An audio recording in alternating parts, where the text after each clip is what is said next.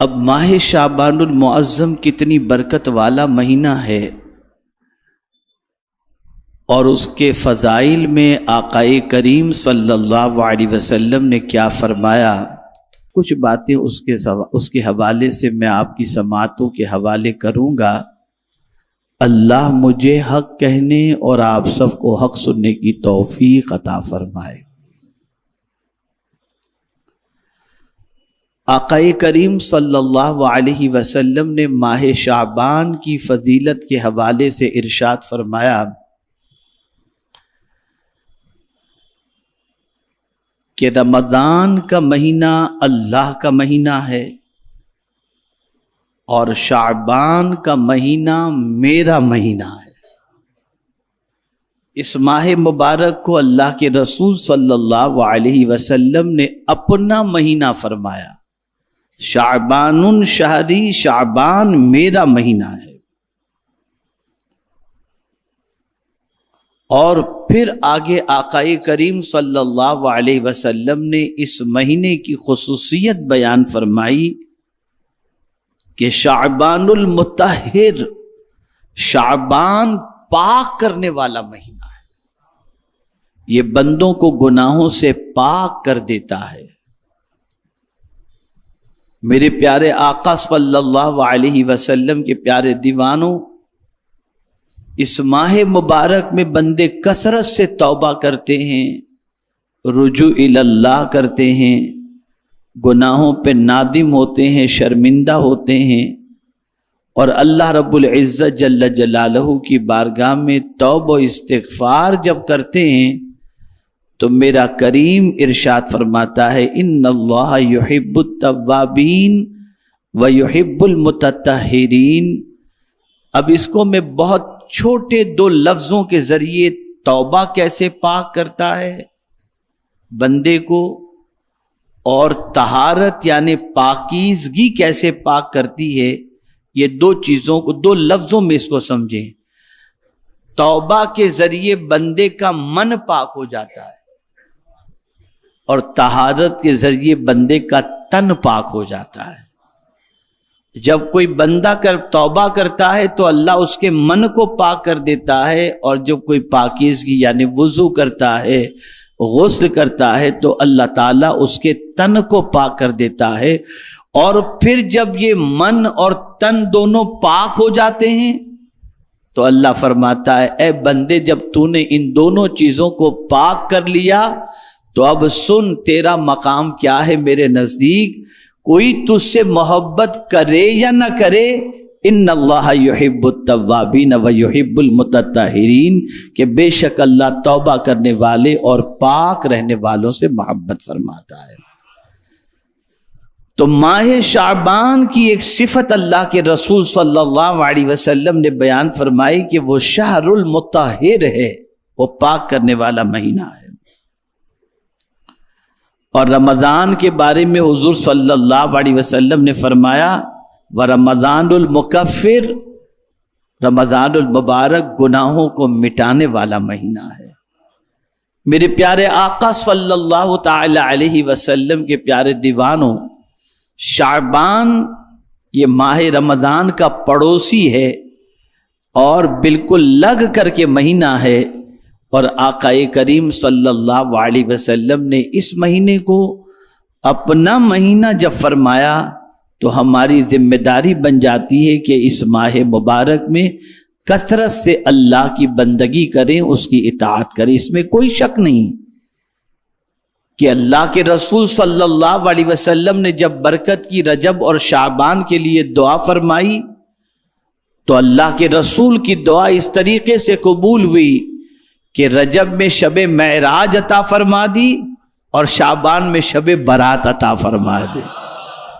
تو شب برات کے کیا فضائل ہیں، شب برات میں کیا ہونا چاہیے، اور اسی کے ساتھ ساتھ اس رات ہمیں اللہ کی بندگی کیسے کرنی چاہیے، اس کے بارے میں انشاءاللہ العظیم آئندہ ہفتے کے اجتماع میں آپ کے سامنے باتیں بیان کی جائیں گی۔ لیکن آج صرف میں آپ کے سامنے شعبان المعظم میں حضور صلی اللہ علیہ وسلم کا معمول کیا ہوتا تھا تاکہ آپ اس کو سننے کے بعد اس پر عمل کرنے کی کوشش کریں۔ میرے پیارے آقا صلی اللہ تعالی علیہ وسلم کے پیارے دیوانوں، سب سے پہلے دو باتیں آپ سماعت فرما لیں۔ آپ سنیں گے تو آپ کا ایمان انشاءاللہ تازہ ہوگا۔ قرآن مقدس میں ایک آیت کریمہ ایسی نازل ہوئی، قرآن مقدس کی ایک آیت کریمہ ایسی نازل ہوئی جسے صحابہ کو جب حضور صلی اللہ علیہ وسلم نے پڑھ کر سنایا تو صحابہ نے حضور صلی اللہ علیہ وسلم کو مبارکباد پیش فرمائی، اور اس آیے کریمہ میں ایسا حکم نازل ہوا کہ اس حکم پر اگر بندہ عمل کرے تو بندے کا تعلق مدینے کے تاجدار صلی اللہ علیہ وسلم سے ایسا جڑ جاتا ہے کہ اس آیت پر عمل کرنے کی بنیاد پر حضور سے تعلق زمین کے اوپر بھی، زمین کے اندر بھی اور میدان محشر میں بھی قائم رہتا ہے۔ اس آیت پر عمل کرنے والے کے اللہ گناہوں کو معاف فرما دیتا ہے، اس آیت پر عمل کرنے والے کو اللہ اس کے درجات کو بلند فرماتا ہے اور اسے نیکیاں عطا فرماتا ہے۔ آپ روزانہ یہ آیت کریمہ جس کی ابھی میں آپ کے سامنے تلاوت کروں گا، یہ آیہ کریمہ روزانہ دن میں کئی مرتبہ سنتے ہیں، ہر جلسے میں سنتے ہیں، ہر پروگرام کے اندر سنتے ہیں، ہر مسجد میں سنتے ہیں، اور ساتھ ہی ساتھ ہر نماز کے بعد سنتے ہیں، اور یہ بہت ہی عظیم آیت کریمہ ہے۔ یہ آیہ کریمہ اللہ عز و جل نے کسی اور مہینے میں نازل نہیں فرمائی، اس آیہ کریمہ کو اللہ عز و جل نے ماہ شعبان میں نازل فرمائی۔ وہ آیہ کریمہ کون سی؟ ان اللہ و ملائکتہ یصلون علی النبی یا ایھا الذین آمنوا صلوا علیہ وسلموا تسلیما اللہم صلی علی سیدنا و مولانا محمد معدن الجود والکرم و آلہ الکرام و ابنہ الکریم و بارک وسلم صلاۃ و سلاما علیک یا سیدی یا رسول اللہ صلی اللہ تعالی علیہ وسلم۔ میرے آقا صلی اللہ علیہ وسلم کے دیوانوں، شعبان کو حضور صلی اللہ علیہ وسلم نے اپنا مہینہ بتایا، اس کی کئی توجیہ ہے۔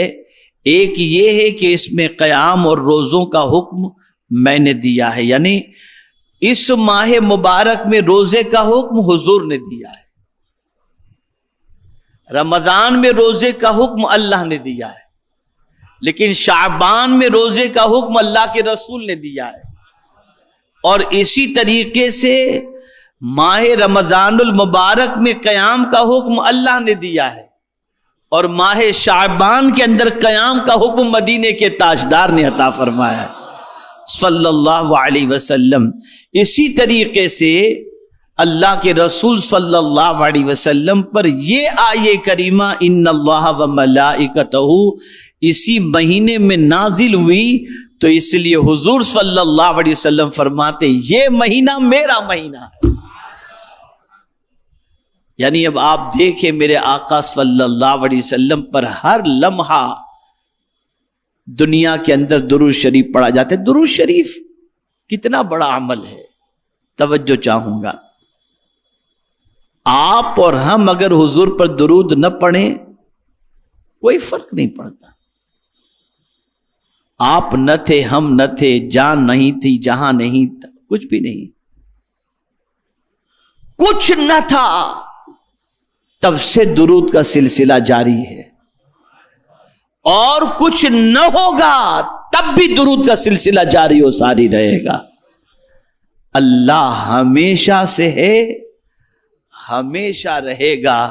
بندے تو پڑھ یا نہ پڑھ، اللہ ہمیشہ اپنے محبوب پر درود بھیجتا ہے، رحمتیں نازل فرماتا ہے، اور فرشتے بھی حضور صلی اللہ علیہ وسلم پر تحفہ درود و سلام پیش کرتے ہیں۔ یہ برکت والی آیت اگر ہمیں نصیب ہوئی ہے تو اسی ماہ مبارک میں نصیب ہوئی۔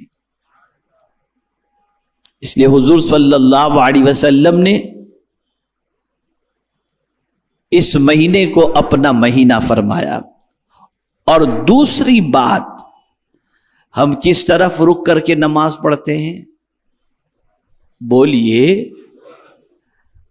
کعبہ کی طرف ہے نا. آپ جانتے ہیں اسی ماہ مبارک کی 15 تاریخ کو مسجد قبلتین کے اندر میرے آقا صلی اللہ علیہ وسلم بدھ کے روز نماز ادا فرما رہے تھے، نماز پڑھا رہے تھے. اور اسی شعبان کی 15 تاریخ کو رسول اعظم صلی اللہ علیہ وسلم نے حالت نماز میں اپنا چہرہ آسمان کی طرف کیا اور دل میں یہ تمنا پیدا ہوئی کہ کاش بیت المقدس کی بجائے کعبے کو اللہ قبلہ بنا دے. تو اللہ نے کعبے کو قبلہ بھی بنایا تو اسی ماہ مبارک کی 15 تاریخ کو بنا دیا، جس کی طرف آج ہم اور آپ سب رخ کر کے نماز پڑھتے ہیں. میرے پیارے آقا صلی اللہ تعالی علیہ وسلم کے پیارے دیوانوں، اس سے یہ بات سمجھ میں آتی ہے کہ یہ مہینہ کتنی عظمت والا مہینہ اور کتنی برکت والا مہینہ ہے.